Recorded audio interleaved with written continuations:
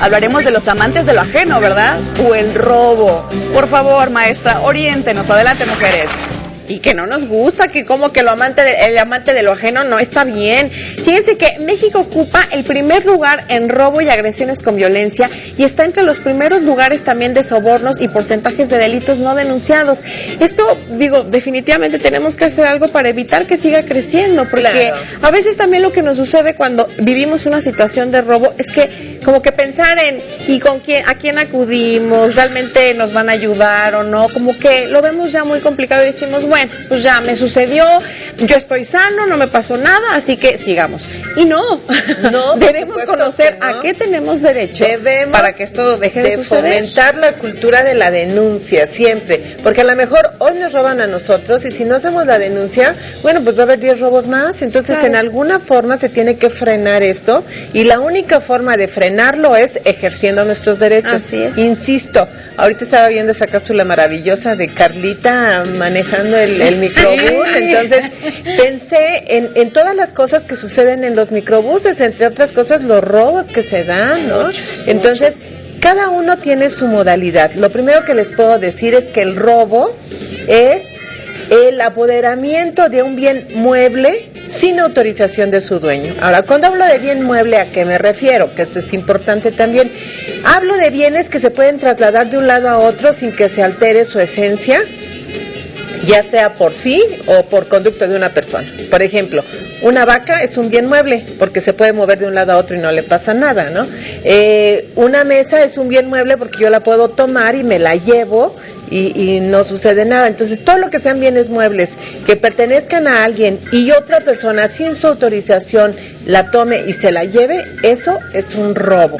Y cuando el bien mueble tiene un valor menor a 300 días de salario mínimo del general vigente en el Distrito Federal, es decir, cuando cuesta menos de 17,300 pesos, entonces si yo lo robo, tengo una sanción que va de 6 meses a 2 años de prisión y de 60 a 150 días de multa, pero ese es cuando las cosas tienen un valor mínimo o bien cuando no se puede determinar el valor de las cosas, pero también puede suceder que el valor sea superior, que vaya de 300 días a 650 días de salario mínimo, es decir, de 17,300 pesos a 37,500 pesos.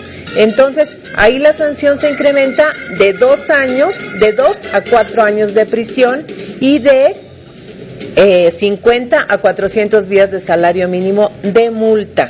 Fíjense nada más cómo va creciendo la sanción cuando el valor del bien robado, o sea, que yo lo tomo y me lo llevo, entonces, y además que no es mío, por supuesto, ¿verdad? Que y no me dieron autorización para hacerlo, se va aumentando la sanción que se establece la ley.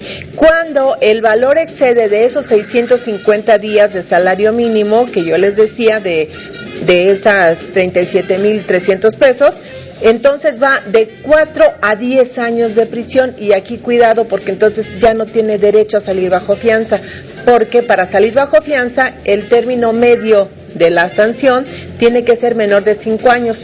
Si va de 4 a 10 años son 14 años, la mitad son 7, te quedas guardado hasta que cumplas tu sanción completa. Pero además está bien que sean altas las penas porque pues no es justo, ¿no? Las personas están trabajando, están obteniendo sus bienes para su satisfacción y de repente llega alguien y sin menor esfuerzo lo toma y se lo lleva. Eso de estar cometiendo robos no es válido. Fíjate que acaba de suceder un caso, la señora que trabaja en la casa venía en el microbús y dice, nos asaltaron a todos, pero hasta los sándwiches, los lunch, todo el dinero, las chamarras. ¿Quién hace algo? Nadie. No había patrulla, el chofer ya ni se para, o sea, ella llegó, la verdad, muy asustada, fuera de su dinerito y fuera de su lunch. Claro. Ella llegó muy mal de los nervios y no es el único caso que he oído de personas que se enferman de los nervios por un asalto, así le quiten lo que le quiten. Claro. Entonces, realmente es un daño, el daño moral no está no está incluido, ¿no? Es otra cuestión. Ahora, ¿sí? Qué bueno que mencionas esto porque hay atenuantes y agravantes en la comisión de los delitos. El atenuante es cuando tú tienes una situación justificada y que no tienes otro motivo, por ejemplo, el robo de famélico. que me estoy muriendo de hambre, no tengo forma de conseguir dinero, no tengo trabajo y me robo una torta. Entonces es un atenuante, no se le impone la sanción como está establecido en el código. Pero hay agravantes como el caso del robo en transporte público.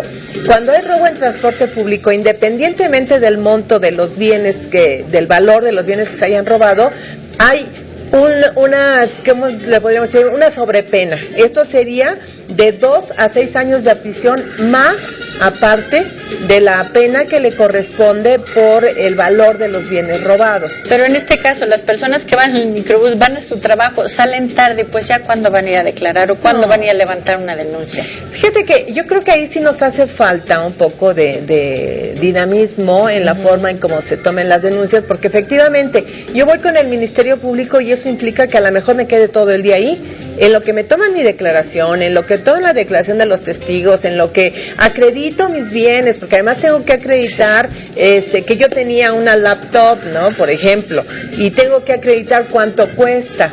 Entonces se llama preexistencia y falta posterior. Entonces todo este trabajo hace, como tú lo decías, afortunadamente, no dice uno, pues ¿para qué voy a perder el tiempo? Mejor ya y lo dejo. Pero si hago eso, entonces lo único que estoy haciendo es fomentar que se continúe con estos casos de robos. Entonces lo mejor es denunciar, porque además si el robo se comete en un lugar cerrado, digamos en un centro de trabajo, en una casa habitación, a personas mayores de 60 años o bien a personas discapacitadas, el robo en equipaje, por ejemplo en los aviones, todo esto se incrementa en un 50% aparte de la pena que le correspondería por el valor de los bienes. Por ejemplo, el robo en equipaje, qué bárbaro, no saben.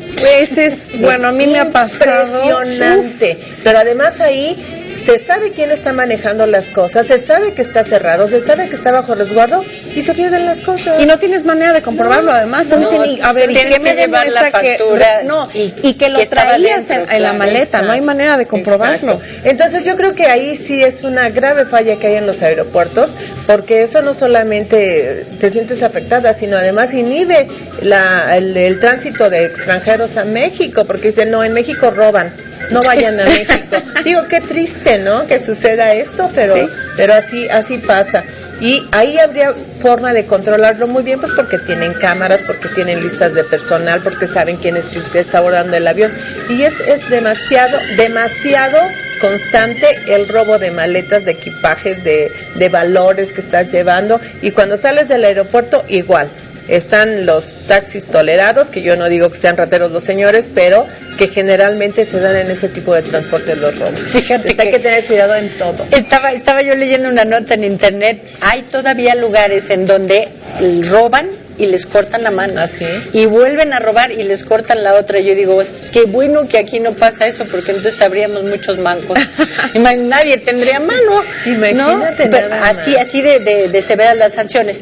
Y bueno, hay otros lugares donde uno deja olvidada su cámara o algo y ahí la encuentra. Pero así es. Aquí pero estamos en México. Es cuestión de cultura. Claro, o sea, tenemos que estar convencidos de no disponer de lo que no nos pertenece. Eso sí. Bueno, maestra, muchas gracias. Muchísimas gracias. Y ya se nos acabó el programa. Para no robarles el tiempo, vamos del otro lado del estudio. Y